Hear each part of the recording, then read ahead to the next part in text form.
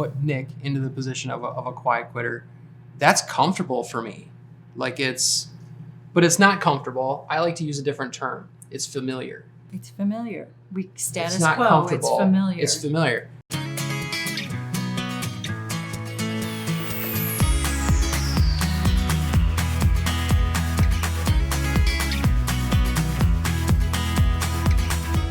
Welcome to the InitiativeOne Leadership Podcast, where we help leaders maximize their impact and transform their lives. I'm your host, Nick Nighbor, as well as the VP of Strategic Partnership with InitiativeOne. In this week's episode, we have Tracy Johnson with us. Tracy is the Chief Operating Officer with InitiativeOne, and she brings a world of experience with personal coaching, helping leaders and organizations work through this topic that we've been talking about, that you've been hearing about, quiet quitting. Welcome to the show, Tracy. Thank you so much, Nick. Good to be here. So you have seen this term quiet quitting. I've seen this term quiet quitting on all these different social media platforms. Let's start there. Let's start with defining what exactly would you say in Tracy's words, what is quiet quitting to you? Quiet quitting to me is when your team members or teammates have disengaged and you don't see the same level of passion and enthusiasm to the purpose and the work that they're doing on a day in and day out basis. So as you have working, because you work with individuals with executive coaching, but then you're also leading groups, and these groups can be from one organization or multiple organizations. Is that easy to spot in these groups when you're leading them, or is that how does that work? You're getting in front of a group for the first time. You know this is an issue. It is easy to spot in our groups and in the teams that we work with. And when I say that, it's paying attention to a lot of cues and a lot of signals in the team, because you want to know and see how they're engaging and interacting with each other. And so when you have a quiet quitter in the room, oftentimes you'll see a level of not just verbal disengagement, but nonverbal disengagement, where they aren't listening deeply. A lot of the things that we know build trust with teams, where people listen long, listen deeply, are thoughtful contributors to the whole of the team. Quiet quitters really just sit back and sit back and sit back. And one of the goals, or one of the things when we go into working with the teams, is really to identify how can we engage people at their place of passion and purpose to be able to contribute to their team and to the success of the organization, and help everybody to win.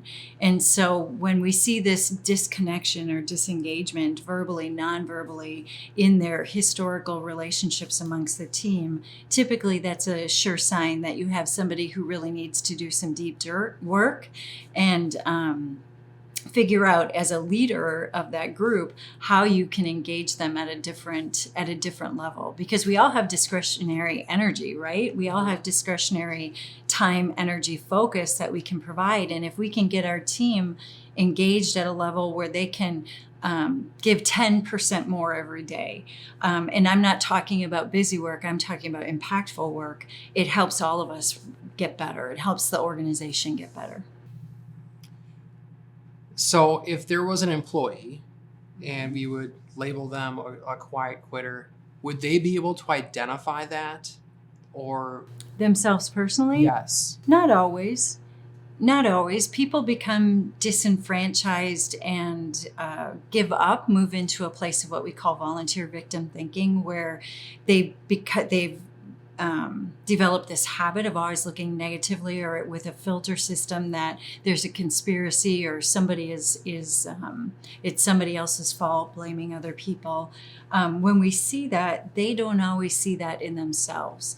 And so there are times where we have to, lean into that and give them some kind, direct, respectful communications or feedback that they may want to consider their own filter in how they're looking at their work world, their personal lives, because we use the terminology that Fred has taught us to use. The terminology, you get what you look for. And if you look for dark, black, everybody's out to get me, they don't care about me, and they look for affirmations that aren't there necessarily, they'll find that. They definitely will find that. And conversely, if they look for the things that are going well and the wins and the people around them that are actually encouraging them and rooting for them to get better, they will find that as well. So you really, if you can get them to focus on that and recognize that some of that comes from within, not from anybody outside of themselves, it can pivot a quiet quitter back into engagement, back into what do I need to do differently. And when someone is in that, we'll say state or whatever, their engagement level is lacking, it's interesting because that is not, put Nick into the position of a quiet quitter. That's comfortable for me. But it's not comfortable. I like to use a different term. It's familiar. It's familiar. Status it's not quo. Comfortable. It's familiar. It's familiar. You are familiar. You're creating your own environment, and then you might grab this other employee or this colleague and come join me in this negative space. Yes. Correct? Yes. As you are working with these organizations, because sometimes you're working with owners and presidents of companies, but then also you're working with the team of leaders. What I like about the leadership transformation process is it starts with this 100% accountability. When you're working with a team of leaders and then as well as their leaders, you're typically going through that process at the same time with them, correct? Yes. Is there between like the leaders and the people maybe that report to the leadership, like what kind of response or feedback have you got when you're talking about a topic like this? Does either one maybe push away or like, wow, like this really needs to change? So it takes a common language, common understanding, which is why we recommend team or peer accountability processes that it is powerful to learn and grow together in terms of your own leadership. And we all carry our own leadership, right? That comes from within. That doesn't come from outside of yourself. Your ability to influence others is really about your ability to sharpen and grow and connect with people. And so when we see quiet quitters in the room or we see somebody disengaging even from our process, there's conversation and dialogue that needs to be had. Is there something that I need to do differently? Is there something that you're not connecting with here as we're setting the course for the future?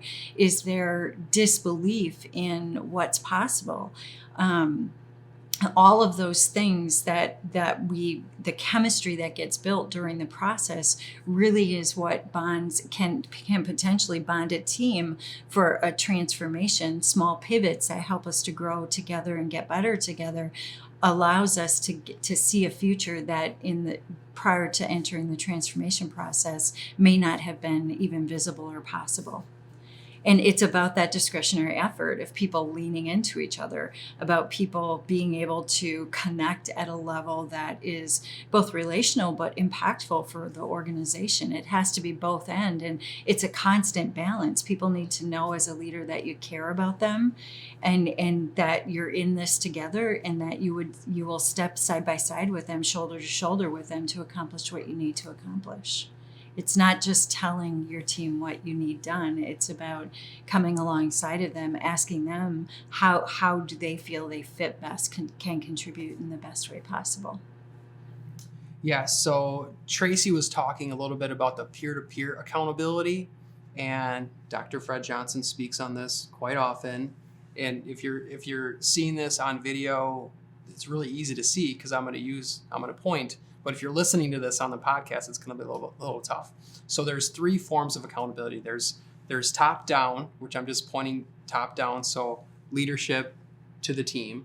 And then there's bottom up. Tracy, you can step in if I'm misspeaking here. So top down, and then there's bottom up, and then there's side to side. So if you're listening to this on the podcast, I'm explaining this to you. So we're real here at InitiativeOne. You're people listening. We're real people talking.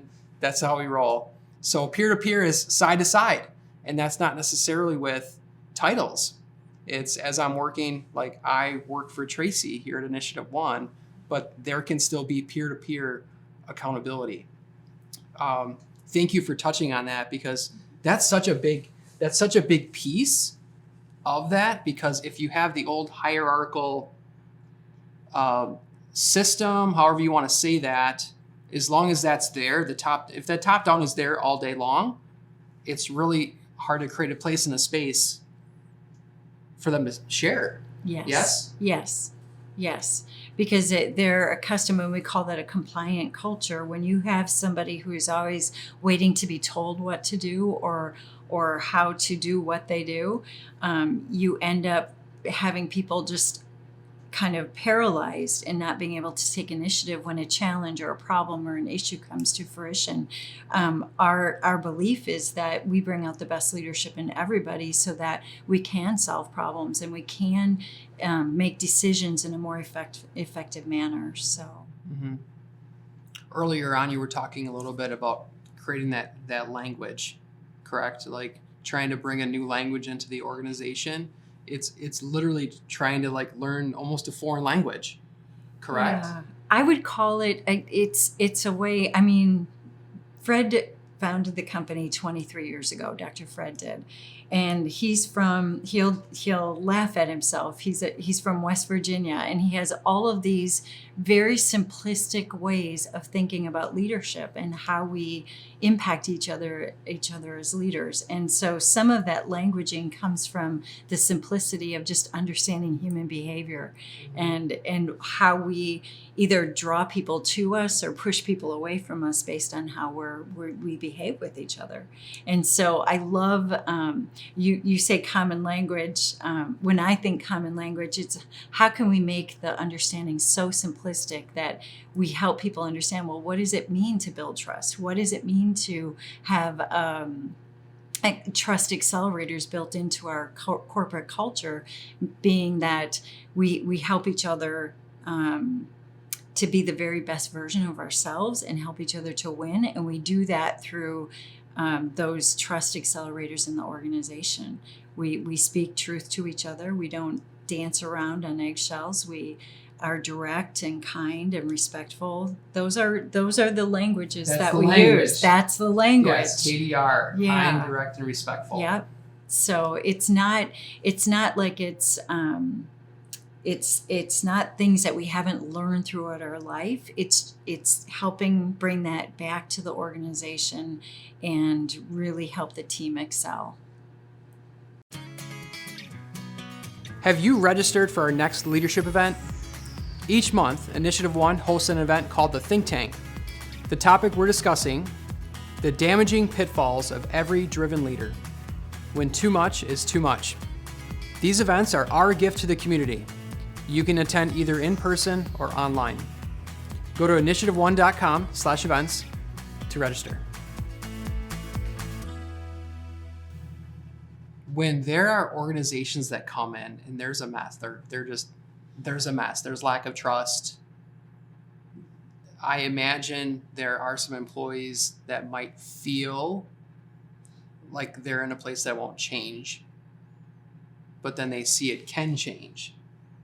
So can you share that transition from someone coming in completely new to InitiativeOne, but then even it could be the same year, it could be 10 years later, like, yes, we're still using this language. I thought things were never going to change. Can you share with me the impact that's had on organizations that we've partnered with? Yeah, a couple of organizations come to mind where we've gone in and have done what we call our discovery process and interviewed team members and teammates. And one of the sure signs that a company is in trouble, a little bit of trouble, or it really needs to be thinking about their employee base, those quiet quitters, is when we see what you're describing as a culture of hopelessness. Yes. They will say things like, it'll never change, it's always been that way here, or they just, you can have that sense of they're sick and tired of being sick and tired, and they're ready to call it quits. And so those are the most difficult companies for us to go into, because you have to infuse some belief in their ability to heal, get better, have change occur. And oftentimes it takes the process, the full transformation process, for us to get traction. And then once people see, and it's not like this, well, Nick has to change, and once Nick changes, this organizational change. That's not how we go about our work. How we go about our work is saying, look here first. And for those of you online, I was pointing at Nick. It's when Nick changes, the organizational will change. Well, the reality is that the fingers have to point at ourselves first and say, what do I need to do differently to potentially get a different result? And that comes from a place of really recognizing that we have our own energy, our own battery pack, our own influence pack. And we have to tap into that superpower for us to be able to impact. If I want a different result, I really have to change the way that I think. And if I'm thinking that it's hopeless and it'll never change, that's not going to make a difference. That's not going to impact the small effect that I can have first with myself and then with my peers around me. So it always starts looking at the leader first. And, this notion of quiet quitting being the employee, that it's bad employees or that it's bad leaders. If everybody would do that, both the employee and the leader, oftentimes the dialogues are very rich and fruitful, and you actually build trust through it. It's through being willing and able to have those conversations. That's the environment that we create in our companies that we work with. That messiness. Oh, and it's messy. Can create strength. It can. Yes. It can build trust. Yes. It can build positive momentum. It can build wins because we're having the right conversations about the right issues and the right challenges that we're faced with. And it feels like once we get that direction and momentum moving, the team begins to have win after win after win after win. And that momentum really drives the organization to greater success. And those employees and those leaders, what I've experienced is they almost scream from mountaintops how empowering that is. Yes. When they realize it. And I would almost say that's just part of the InitiativeOne community. Yeah. When people start to point to themselves to know I can impact other people, but let me get the plank out of my eye first. Yep. Let me clean up my backyard first. Yes. No more stinking thinking. I'm going to look for the wins. I'm going to look for the results that I need, and I'm going to do what it takes to get it done. And that makes leadership easy. Yes. It's simple. Yeah. Simple, but not easy. Hard to execute. Hard to execute. Thank you. You said it much better than I did. I'm glad you're here. Okay. Quiet quitting. We talked a little bit about leaders. We talked about the employees, the impact, breathing hope into a hopeless organization. We've covered some really amazing topics here. Thank you, Tracy. Do you have any closing thoughts on this topic of quiet quitting? I think that the closing thoughts would be just on the impact to the organization and the return on investment in the work. When you're engaging your employees in the way that we engage employees, we've seen profitability go up. We've seen, retention go up. A lot of really positive results. So, you can't. It's not just about the you rah rah. It's about tying the impact of what we're doing and why we're doing it, and that's clarity and purpose. That really does drive business results. It's not the other way around. It's not business results and then we have purpose. It's what's our purpose? What's the clarity around how we get there? That's what drives business results. And that's what happens in those dialogues and in that transformational process when we're working with a team that's really committed to getting better, when we're iron sharpening iron. So even the best organizations that we work with that quite frankly don't need us, they even get that much better, and their results improve over time. So those would be my closing thoughts. And I hear about those, and you heard about some of those stories this morning as we were doing the leadership think tank today. Is so many when someone gets new information or just a thought, it gives them hope that this can be better here. I don't need to look for something different. Yeah. I can do this here. Yeah. Which is it's not out of reach for any leader. Correct. And that's where we'll close here today. Thank you for watching the InitiativeOne. Thank you for listening to the InitiativeOne, the podcast here today as we talk about this topic of quiet quitting. I know it can be messy, and you, the listener or the watcher, have probably experienced this either as a leader or in the company that you run or the company that you work for. If it feels like there isn't hope, let me encourage you. There's hope. And the best way that we can help you with that is you're listening to this podcast right now. Guess what? Someone you know probably needs to hear this. So as you're listening to this, share this with a family member, share it with a friend, share it with a colleague. The best way that we can impact more lives is by sharing this information. You share this with one person that could breathe hope into their life, which is great. If you have not yet subscribed to our YouTube channel or followed our podcast so you don't miss any future episodes, make sure you subscribe. Make sure you follow that. And every month we put on a leadership event called the Think Tank. And if you've not yet registered for our next event, go to InitiativeOne.com under Think Tanks and go ahead and register. This is an event. This is a gift that we give to our community. There's no cost, but we know how important it is and what it can do to impact the community that we serve. So go ahead to that, register for the next event, and we'll see you next time. Thanks.